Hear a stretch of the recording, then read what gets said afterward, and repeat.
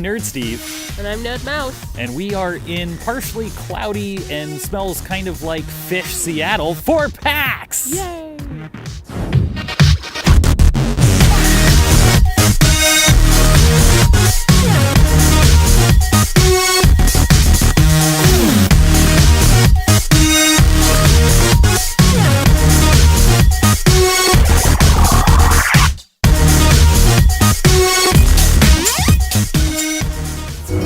We're back from day one of PAX. What did you think? I had a really good time. Yeah, me too. It doesn't matter. It's always fun to get in between, the booths and to feel the lights and to feel the crowd and the games. It's always exciting. Yeah, the first day of PAX is always full of wonder. One that's been at PAX before with the first one is back. Unbound Creations is back with Headliner. Nova News, is that how it goes? Yeah. It's very similar to their first game, which is kind of, if you think about it, like Papers, Please, except with like your life consequences. So you go home to your wife and your family, you meet your friends on the street, but at the same time you're an editor of a newspaper choosing what stories actually go through. And if you make decisions and then go outside into the real world, you see the effect of those decisions. And that's really cool. Go ahead. I was the one who actually sat down and played this one, and I haven't played the first game, but my experience was the first thing you do is you walk through the city and you find out what's happening in the world, and then you go into your job and you sit down and you choose the headlines, and then you go home again walking back through the city, and things have changed. So, for one example, there is some synthetic alcohol on the market, and in your job you can choose whether the newspaper supports that or is against that synthetic alcohol. Now, I chose the against option, and when I went back through the city, a mob was burning down the store selling that alcohol, so you can immediately see the impact that your choice has had. Yeah, I thought that was really cool. Yeah, the developers have done a really good job, and I even got to speak with one of them, and he was really passionate about building a story about people, not just decisions.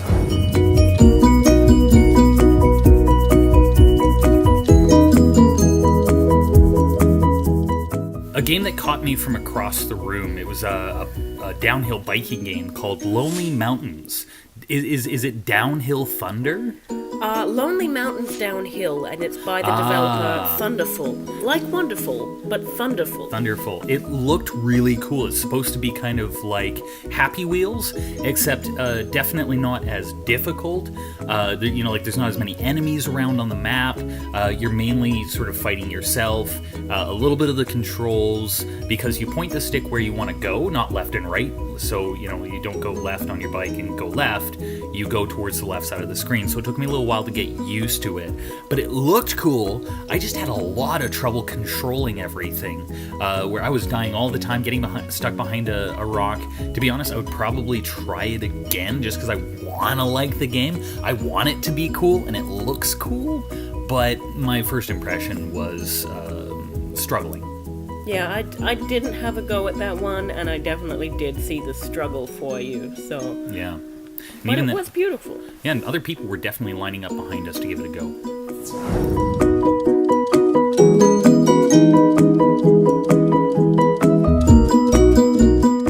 And a studio that I absolutely love to talk to and to see at PAX. Always. Anshar Studios.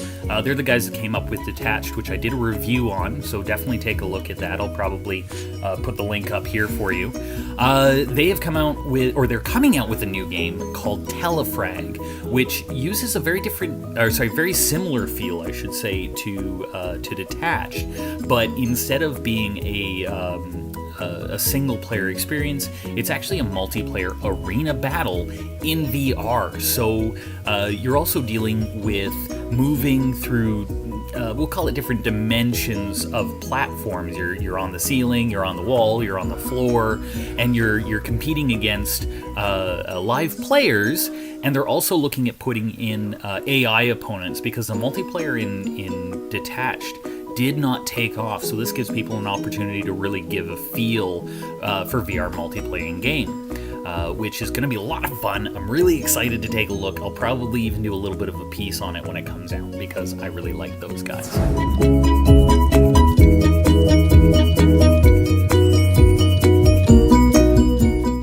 And the final game that we got to play today before we got too tired and went home was called Super Impossible Road, which I think can best be described as sort of a mixture between F-Zero and Rainbow Road, which isn't really hard to think of as a crossover. You play as a ball, and the idea is that you play against other players on a procedurally generated course, which is kind of like this the whole time. So there's lots of opportunities to fall off. But falling off was actually a good thing. I fell off early on and thought, oh no, I've ruined this. But then I landed back on the track in first place and just kept going. Yeah, there was a point in time where I was getting really good at just staying on the track, and at one point in time I thought, I think I'm doing this wrong. Like, I'm playing too safe. How could I possibly be winning unless I'm taking advantage of that aspect of the game? Yeah, it's definitely a blend between should I stay on the track or should I jump off the track to try and go down a few levels, because every track kind of spirals downwards. But of course there's always a risk, because what was it, after like 5 or 7 seconds you were going to disappear, so you needed to get back. If you don't hit the track within that time period, you're dead. Absolutely.